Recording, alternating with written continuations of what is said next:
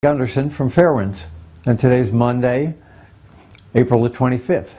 And I wanted to look back today at the 6 weeks since Fukushima and see what kind of lessons can be learned at this early date and what the United States should be doing as a result of that. Well, the industry had a worst case assumption of 1% failed fuel on one reactor. And in fact, we've got multi-unit sites, and we've got 70% failed fuel at 3 reactors at Fukushima. You know, clearly what we thought on March 10th was worst case is in fact not worst case at all. The Nuclear Regulatory Commission assumed the containments leaked at 0.5% a day. At Fukushima, we have 3 reactors, reactor containments leaking at enormously amounts more than that. One is water is literally pouring out of the side of it. Back before March 10th, the industry assumed that all these releases would get sucked out of the buildings and pulled up a stack and released very high into the air to minimize exposure. At Fukushima, the stacks didn't work.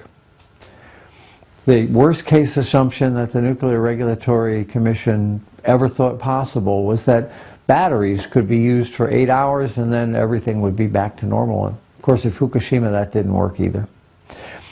And also, the industry always assumed that their worst case, that people would have to be evacuated out for 10 miles and in a day or 2 or 3, they'd be allowed to come back in.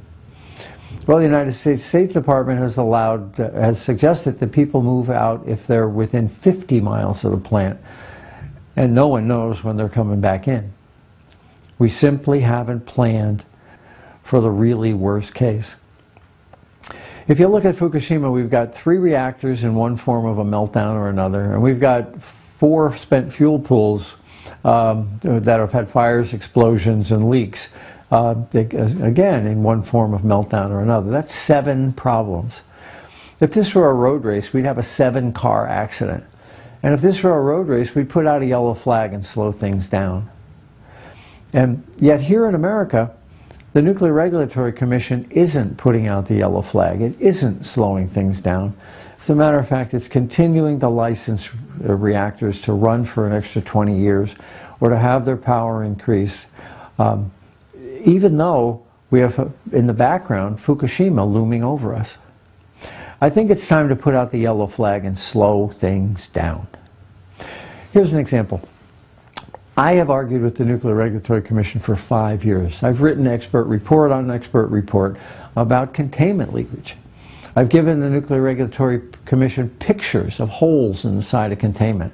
Then they said, no, containments don't leak. I've given the Nuclear Regulatory Commission pictures of cracks in the side of containments. And they said, no, containments don't leak. There's 0% probability that a containment will leak. Well, at Fukushima, we've got 3 containments that are leaking. And yet the NRC continues to license new power plants based on the fact that we believe that the containments won't leak. I think in my professional career, there's been 5 major accidents. There's been and near misses. There's been 3 Mile Island. And the NRC blamed the operators for an operator error. There was Brown's Ferry. That was a fire that almost caused a meltdown. And it was caused by a maintenance guy looking for leaks with a candle. And the candle set the wires on fire. They blamed the maintenance practice. Then there was Chernobyl. And again, the industry blamed the operating practice. Then there was Davis-Besse. That was in 2000. And there a hole the size of a grapefruit was allowed to eat its way through the side of a nuclear reactor. And the industry blamed one guy for signing one line on one procedure. And ultimately, management paid millions of dollars in fines because it really was a management issue. And now there's Fukushima. And we've got a natural disaster. Again, totally unanticipated by the Nuclear Regulatory Commission. The Nuclear Regulatory Commission is really good at working inside the box that they've constructed. We haven't had an accident with anything that they've evaluated inside the box. But we've had many accidents caused by stuff outside the box. And what I'm suggesting is we pause, put out the yellow flag and say, you know, keep running, But we're not going to license new reactors to run, or we're not going to license new old reactors to run for an extra 20 years until we figure out what's happening here at Fukushima. I think we have a couple things that we can do. We can petition the government to have a really independent agency take a look at the Fukushima problem and not have it staffed by Nuclear Regulatory Commission employees. They've missed every major accident until after the fact for the last 40 years. We need independent thinkers who can think outside the box and anticipate what's really the worst case. And the other thing I think we need is a freeze on licensing. Some reactors will probably, at the end of this process, realize that the Fukushima problems are so great that they should be shut down. It might be because of evacuation planning. It might be because of other reasons. But I think we're going to see that. But a pause in licensing right now, where reactors should continue to run, but not be relicensed in a situation like this until the Fukushima lessons learned are there, is appropriate.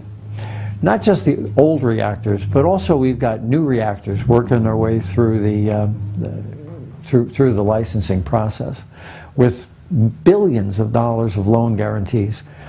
We don't need that power now, and now is the time to slow things down rather than grant licenses and ultimately say, oh my God, we made a mistake. Well, what I'm suggesting is that if you recall back 100 years ago, the French said, never again, it's not going to happen again, and they built a wall between them and Germany, and the wall was called the Maginot Line.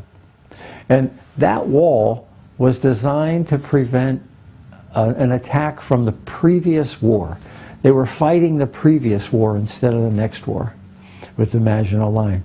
Well, by building new reactors, I think we're building a new Maginot Line. Technology's changed.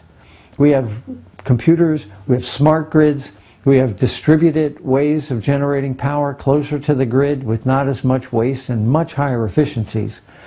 So by putting loan guarantees in the process where we've got tens of billions and potentially hundreds of billions of dollars of money on the line, we are creating here in America a Maginot Line. The technology of the 20th century was to build large power plants. The technology of the 21st is not.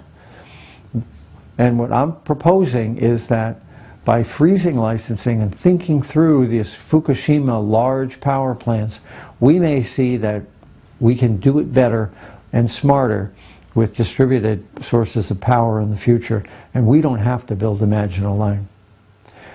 Well, I hope we all contact our representatives and ask for a freeze on licensing and ask for an independent agency to come in and evaluate these plants, because I don't believe the Nuclear Regulatory Commission is going to think outside the box.